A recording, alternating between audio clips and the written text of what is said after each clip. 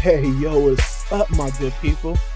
It's your boy, Big Chris, aka the Compton Animator, and I am back again with another Dumb as Hell review. Now, on today's show, we're going to be reviewing Marvel's What If. Now, What If is a TV show on the Disney Plus, and it's I think it's the fourth of Disney's of Disney Marvel's TV shows that they've come out with in the last several years, and it's one that I was a little bit excited about, but a little hesitant on. I wasn't a big fan of the art style for this show.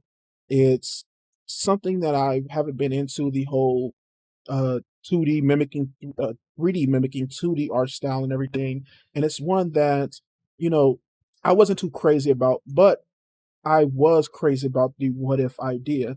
Now, if you don't know, What If is a series of comic books that came out back in the 70s for Marvel. And it's one that's basically um had a bunch of crazy ideas like what if Spider-Man was a part of the Fantastic Four, or what if Jane Foster became Thor, and just all types of, craziness that I enjoyed somewhat back in the day with the comic books. They weren't nowhere near my favorite comic books, but they were actually like cheap comic books that you could buy.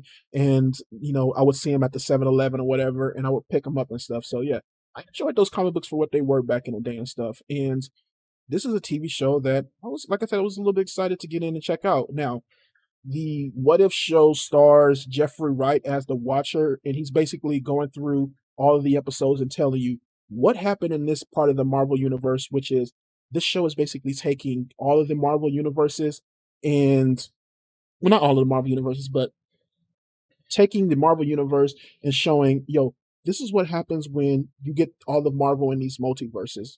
What you saw from Loki, this is what happens. This is how the multiverse is split off. And this is what happens when different characters have a sight split into the characters and start saying, okay, what if this happened with this character? What if this happened with that character? And this is how this is going on in this side of the Marvel universe. Not this side of Marvel universe, but this side of the Marvel multiverse and stuff like that. And to me, this is a dope idea. And so far, I thought this was a pretty dope show. I want to go off and say there are going to be some heavy spoilers on this show. I'm going to go through every episode and talk about everything that's going on. So if you haven't watched the show, be pre-warned. I'm going through the first 4 episodes, which we saw, first 4 weeks of the show, and I'm going and I'm spoiling damn near everything. So yeah, the first episode that we get is, let's see, is what if Captain Carter became the first Avenger? And it's basically Peggy Carter taking on the role of Captain America, basically Captain Carter or Captain Britain, if you will. And she's taking on that role and taking over for Steve Rogers. This episode was very interesting to me. The episode is basically the Captain America First Avenger movie, but with Peggy Carter in the main role. They got most of the voice actors back. Haley Atwell, I think, is still Peggy Carter, and I forget the name of the actor who plays Bucky. What's his name? Is that Dominic Cooper who plays Bucky? Well, I don't remember the actor who plays Bucky, the name of him, but he's basically comes back as the role of Bucky, and everybody else comes back in their role. All of the guys who are part of the Captain America team come back and do their thing here. And I really enjoyed this episode. I know some people had a problem with it basically being the retelling of that Captain America movie, but I enjoyed what they did here. I enjoyed a lot of the action and stuff like that. What's funny, man, is that the art style worked more in action than it did in the images or the trailers. The show actually kind of feels like a more stylized version of a Disney cartoon with a lot more action and a lot more craziness going on. The design is very kind of Disney-like to me with the eyes and the mouths and stuff like that. I would say that the one problem I had with the design is some of the stuff with the mouth movements, they didn't have great to the lip syncing and stuff like that. For some reason, they didn't do a great job of getting the mouth rig that well done. Don't get me wrong, the animation here is really good, and they do a lot with the 3D models that they have, but it isn't hitting the point. It isn't all the way there. And hopefully, with the next season, I would like to see them do more of that. But I enjoyed them going through the first episode, going through the first Captain America movie, ending with Peggy Carter being thrown into another dimension when she's fighting who I think is a big, what is it, a squid monster, I think it is, has a bunch of tentacles. Everybody's saying it's Shemaggorath, which I don't have an image of him, but it's another character, a bad guy from the Doctor Strange universe. They saying it's him. I don't know. It's just a squid looking or octopus looking monster, and she basically goes into the other dimension, then comes back later on the time era of the first Avenger movie, and she finds out that she's been thrown, was it 60 or so years into the future. So this episode was pretty enjoyable. I would agree with people somewhat that, you know, it was a little bit of a stretch to go off of that first Avenger movie and kind of go through all of it. It did mess up the pacing a little bit. The show is only 30 minutes long, and you probably could have spent more time with that and shown us what was different from the first Avengers movie, but Captain America first Avengers movie. But throughout, I thought this was a pretty chill episode and nice to be the first one to start with. The next episode that we got was what if T'Challa became Star Lord? Now, I would say the best thing about this episode going off the bat was having Chadwick Boseman coming back as T'Challa and playing the role of Star Lord. He did a damn good job with this role. I think it's the final movie role or TV show role that he has. I'm not 100% sure, but I know that him going throughout this series is going to be his final role with Marvel. Um, they kind of played him as what if Chitala was the best Star Lord? What if he was a crazy good Star Lord and better than Peter Quill could ever be? I really enjoyed them bringing back a lot of the characters here. Him being the leader of the Ravagers and him fighting the Collector at the end. I thought a lot of the show, what was really dope was a lot of the designs and stuff like that. They really did a good job of making these characters look really dope in those designs. I really enjoyed having Thanos back here. They found a way to kind of make Thanos a good guy here and dealing with all the craziness of, oh, this isn't genocide. I was doing a good thing, but it's basically him getting talked down by Star Lord, which you kind of see off screen, but him getting talked down by Star Lord and making him a part of the Ravagers and Thanos becoming a good guy. I enjoyed how they did that here, and I really thought that the way Josh Brolin played the character was a nice departure from the way he played him in the Avengers movies. They kind of played him as still kind of this hulking, crazy guy, but has a lot of humor and lightness to him. That was really dope. Jamin Hunsu's character from the beginning of the Guardians of the Galaxy movies was pretty fun here as this kind of character who's really a super fan of Star Lord and just gushing over T'Challa and trying to be his best friend and eventually joining the Ravagers and stuff like that. I really enjoyed that part of an aspect of the character in the show. I'll say that the thing I probably enjoyed the least amount here was a lot of the humor. I'm not 100% sure if the humor fully worked here for me. Um, it had its hits, but it had a lot of awesome misses. I think that was the low point of the episode. But another thing that I really enjoyed here was how they used a lot of the style in the show. How they had a lot of the shots and how they used a lot of the colors, the lighting, and everything. That was really dope here, man. They didn't hold off on really trying to be very stylistic with this and using a lot of the Marvel character stuff here with the Collector having a bunch of collections of different Marvel artifacts like the Captain America shield or Mjolnir and stuff like that. They really did a good job with that. The fight scenes were really fun here with him versus T'Challa. That was really dope. Um, and then also Thanos battling his other army and stuff like that. I forget the name of the group that he had as his underlings in the Avengers movies, but him having fights with him, I thought that was pretty chill. And then overall, the way they told the story, I thought was really nice. And I was just so happy, man, to get T'Challa back and to get Chadwick Boseman back playing the character once again.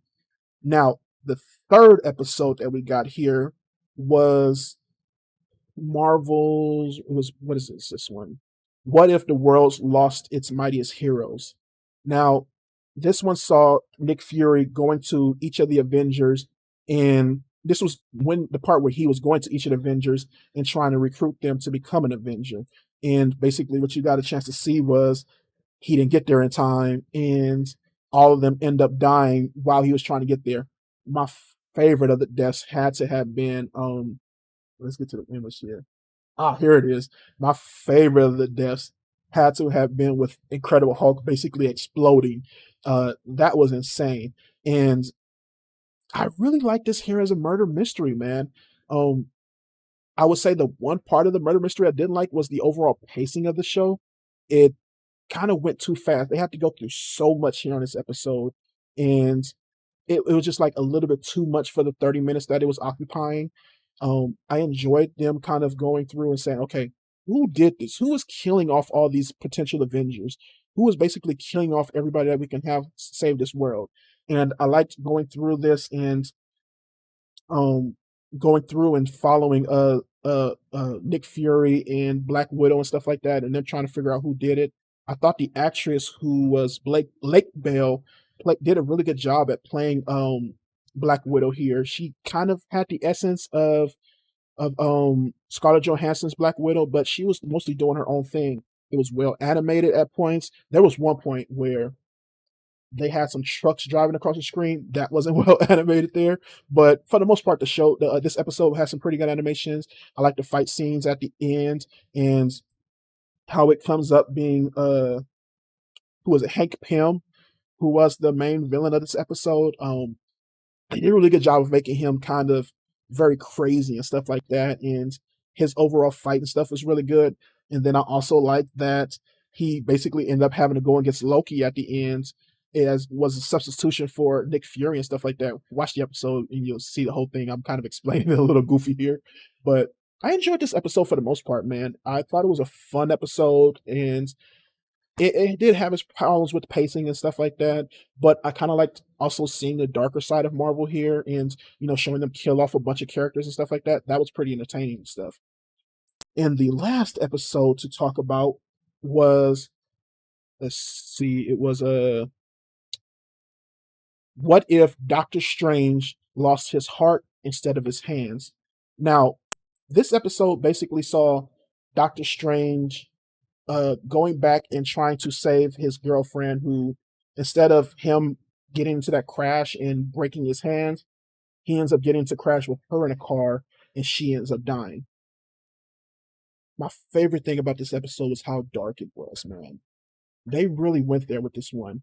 They they had a lot of, of his girlfriend dying over and over again and him going crazy and not figuring out what to do. He basically has to use the Eye of Agamotto to go back in time to try to save her, and that doesn't work out for him. And he goes to another place. I think it was like a building. I forget what the name of it was, but it was like a building in a far off land in the world. And he basically goes there to try to figure out, how the fuck can I get the powers to try to save my girl? And he goes the evil route with it and sucking up a bunch of not villains but creatures in order to get his power. And then he goes and here it is. He goes and fights himself as Doctor Strange and have this big old nice battle between each other.